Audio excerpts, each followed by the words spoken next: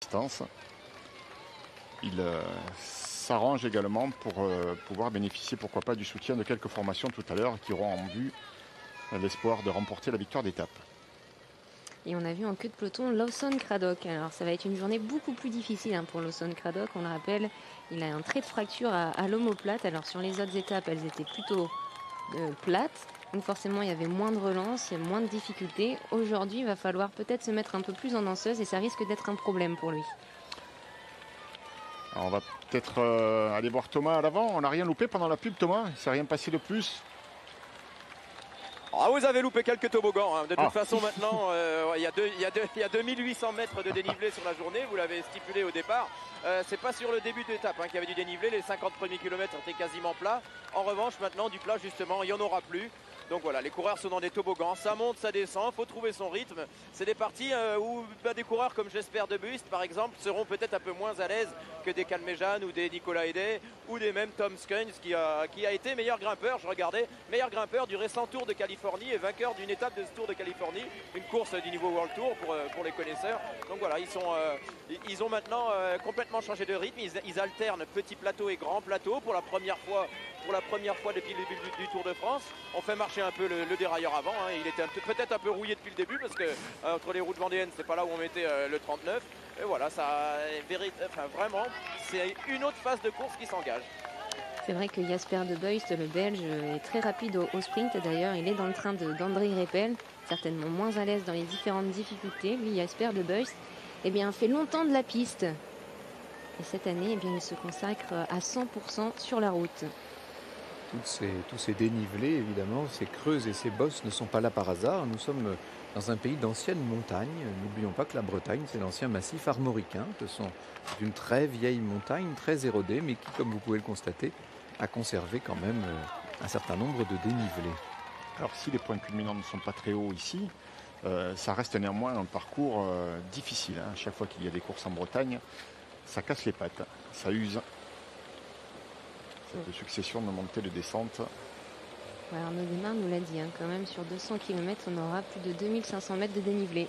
C'est beaucoup. Sachant que l'étape qui aura le plus de dénivelé, ce sera l'étape de la Madeleine à l'Alpe d'Huez. L'arrivée à l'Alpe d'Huez, ça sera la 12e étape et on aura 5010 mètres exactement de dénivelé. Oui, avec 3 cols hors catégorie à escalader, le col de la Madeleine, le col de la Croix de Fer et l'Alpe. Et bien sûr la montée sur l'Alpe d'Huez.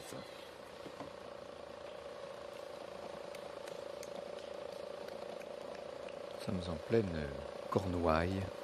Nous avons passé Toulgoat et Saint-Yvi. Nous allons arriver à Élian. Élian en pays mélénique. Mélénique, ça veut dire petit jaune en langue bretonne. Pourquoi petit jaune? C'est une évocation des broderies dorées qui étaient sur le costume des hommes d'Élian autrefois.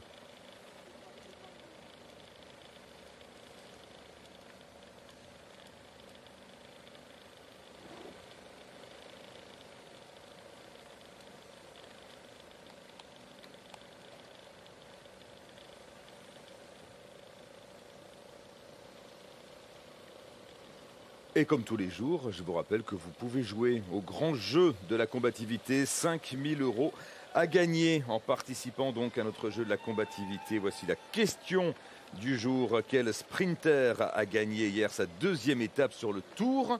Réponse 1, Fernando Gaviria. Réponse 2, André Greipel. Pour jouer, vous envoyez, comme tous les jours, votre réponse 1 ou 2 par SMS au 7 30 03. Ou sinon, vous appelez tout de suite le 34 35. Quel sprinter a remporté sa 2e étape sur le Tour hier? Réponse 1, Fernando Gaviria. Réponse 2, André Greipel.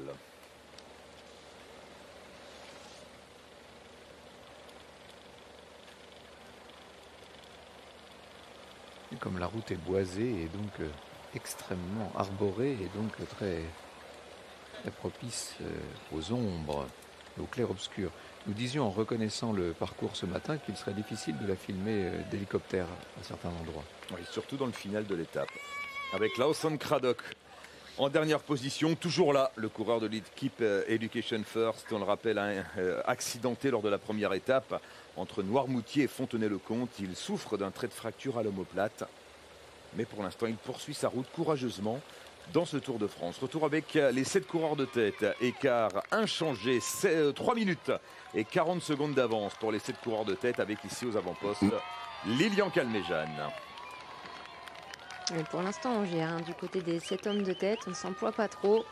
On voit que derrière, c'est le peloton qui décide. La BMC n'a pas envie de laisser trop de marge. On veut conserver ce maillot jaune. Donc pour l'instant, eh bien, on essaye de bien coopérer, de passer son petit bout de chemin, tout le monde, passer ses bons bouts droits. Et après, on essaiera d'accélérer dans le final. Et on va retrouver tout de suite Thomas Voeckler qui est avec Yvon Caher, directeur sportif de l'équipe Fortuné au Samsic. Oui, avec Yvon Caher. Alors, on a placé Elie Gébert devant. C'est une bonne nouvelle. On sait que l'an dernier, il a fait son premier Tour de France. Il avait envie ce matin, il avait peut-être pas le droit les premiers jours. Oui, effectivement, sur les premières étapes, on l'a laissé un petit peu en retrait.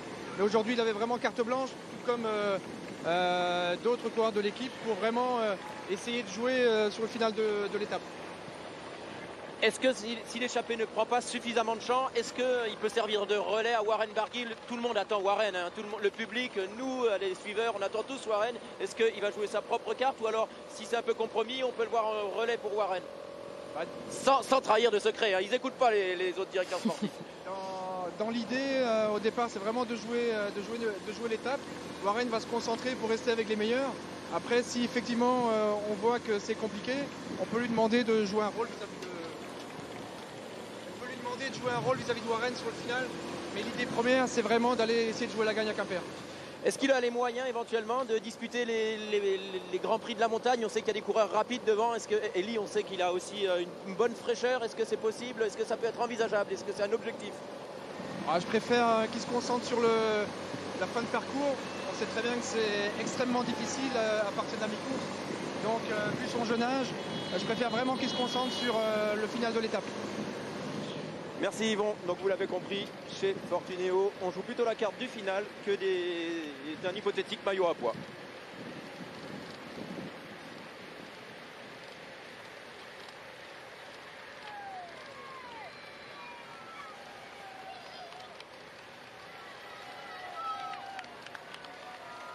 Et c'est sympa de retrouver Julien Vermote dans les échappées. C'est un rôle qu'on a rarement vu ce coureur faire. L'année dernière, il était toujours en tête de peloton, toujours en train de rouler. Il était dans la formation Quick Step.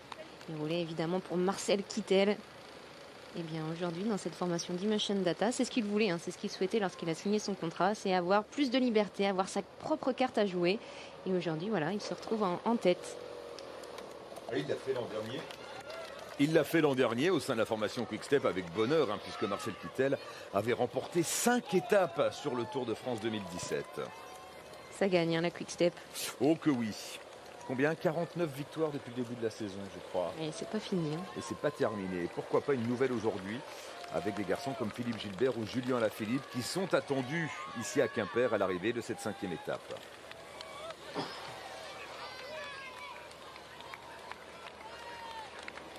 Voici l'église Saint-Gilles d'Élian dont je vous parlais tout à l'heure un petit peu en avance.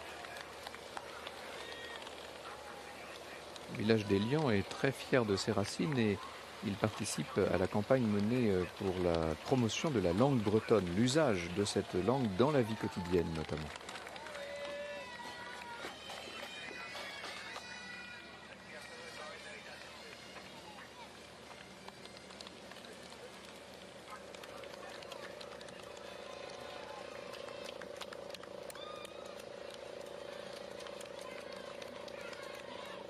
Simon Gerrans maintenant qui vient soulager un petit peu Patrick Bevin.